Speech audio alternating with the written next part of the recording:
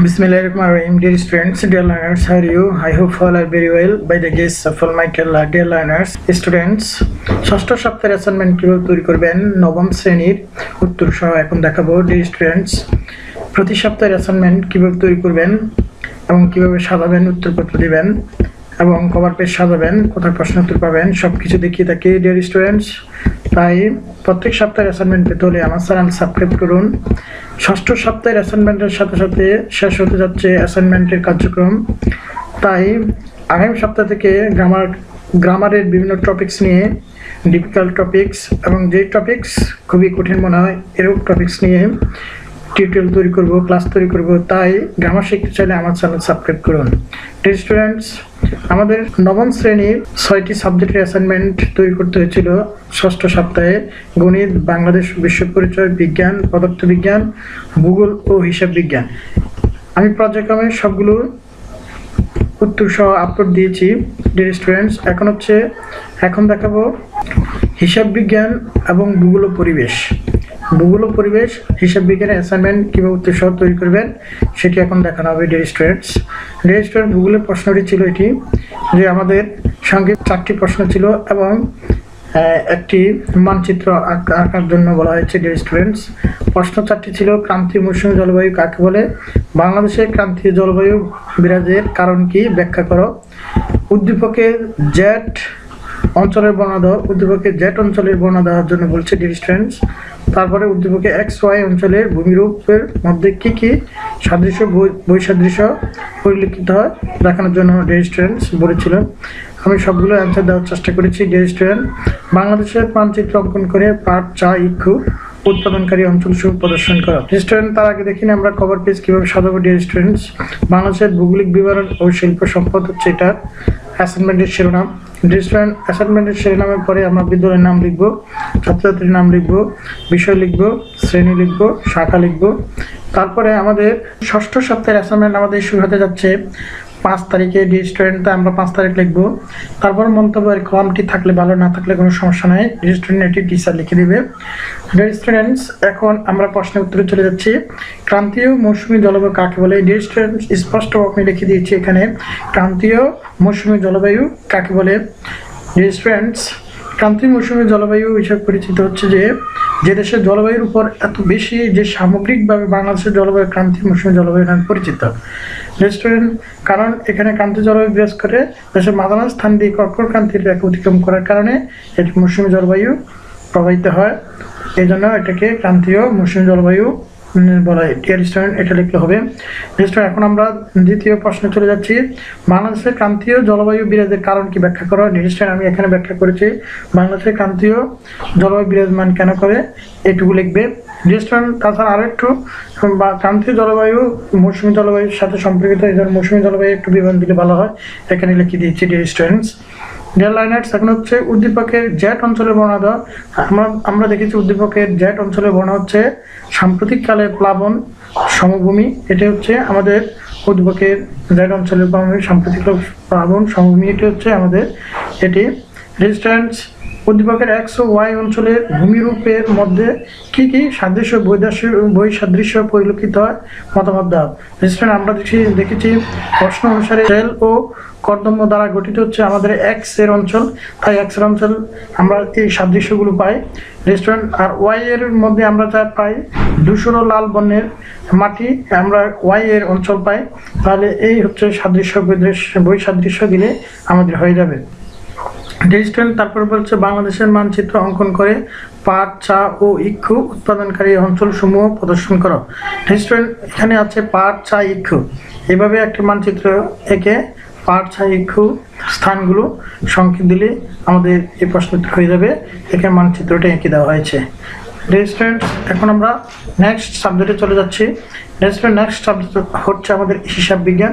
Resistant, হিসাব বিজ্ঞান আমাদের 2টি অঙ্ক এসেছে, একটি হচ্ছে আমাদের খতিয়ান, আরেকটি হচ্ছে আমাদের 2 গড়া নগদান বই। রেজিস্ট্যান্ট, খতিয়ানটি হচ্ছে আমাদের চলমান জের পদ্ধতিতে করতে হবে, আর 2 গড়া আমাদের করতে হবে। রেজিস্ট্যান্ট, আমি দুটি অঙ্ক করে দিয়েছি। রেজিস্ট্যান্ট, এখন আমরা লিখবো কভার পেজটি কীভাবে সাজাতে হয়। রেজিস্ট্যান্ট, কভার পেজে আমরা অ্যাসাইনমেন্টের শিরোনামে লিখবো চলমান জ্যার পদ্ধতিতে খতিয়ান প্রস্তুত করা হলো এবং 2 গড়া নগদান বই তৈরি করা হলো।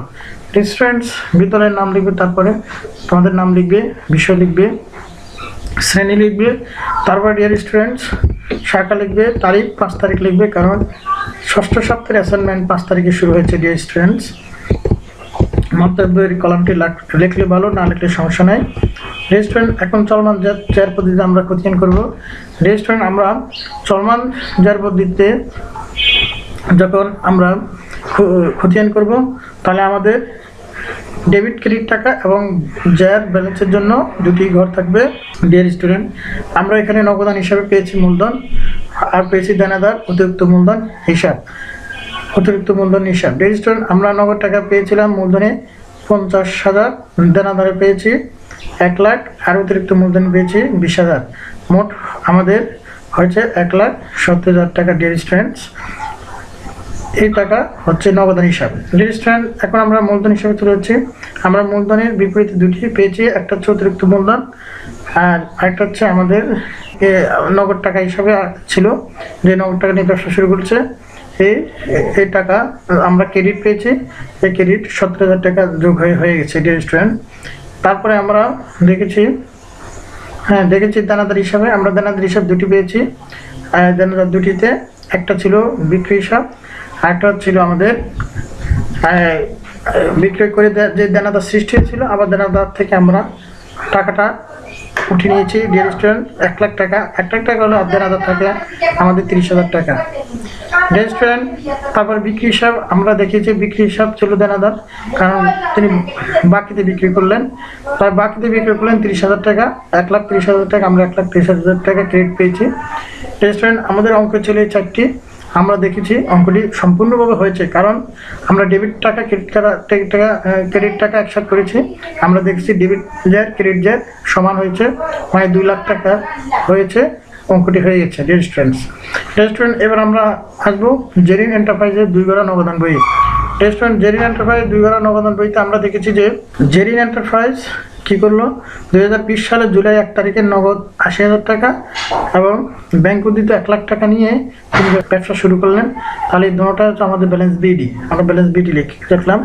তারপরে নগদে বিক্রি করা হলো, চেকের মাধ্যমে বিক্রি করা হলো, চেকের মাধ্যমে বিক্রয় নগদ প্রাপ্তির সামিল রেজিস্ট্রেন্ট, তাই এখানে 60,000 টাকা লেখা হচ্ছে নগদ টাকা করে রেজিস্ট্রেন্ট। তারপরে আমরা ব্যাংক থেকে যখন উত্তোলন করলাম, ব্যাংক থেকে আমরা এটা সি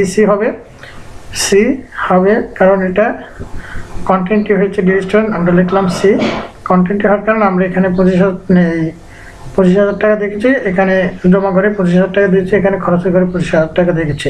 তারপরে পণ্য ক্রয় করলো আমাদের 20,000 টাকা, আমরা এখানে দেখেছি ডিয়ার স্টুডেন্টস পণ্য ক্রয় করলো। তারপরে আমরা আসবাবপত্র ক্রয় করলে দেখালাম এখানে 40,000 টাকা। লাস্ট আমরা দেখেছি চেকের মাধ্যমে পরিশোধ করা হলো 20,000 টাকা, আমরা 20,000 টাকা দেখেছি। আমরা দেখেছি যে মোট যোগফল হয়েছে আমাদের নগদ টাকা হচ্ছে 1,65,000 আর ব্যাংকে হচ্ছে আমাদের 1,50,000 টাকা। আমরা যখন 20,000 টাকা যখন আমরা ক্রয় বাবদ বিয়োগ করলাম, তখন আমাদের ব্যালেন্স সিডি থাকে 1,45,000 টাকা, আর ব্যাংকে আমাদের সব টাকা খরচের পরে আমাদের 65,000 টাকা থাকে, এটা হচ্ছে ব্যালেন্স সিডি। রেজিস্ট্রেন্ট আমাদের হয়ে গেছে ব্যালেন্স সিডি। রেজিস্ট্রেন্টস আমাদের দুটি অঙ্ক দিয়েছে, আমি দুটি অঙ্ক করে দেওয়ার চেষ্টা করেছি ডিয়ার স্টুডেন্টস, ডিয়ার লার্নার্স। তাই আগামী সপ্তাহ থেকে বিভিন্ন গ্রামাটিক্যাল টপিকস নিয়ে আলোচনা করব, বিভিন্ন গ্রামাটিক্যাল টপিকস কীভাবে করতে হবে সহজ পদ্ধতিতে শেখানো হবে। তাই আমার চ্যানেল সাবস্ক্রাইব করুন, আর সে পর্যন্ত ভালো থাকুন। আল্লাহ হাফিজ।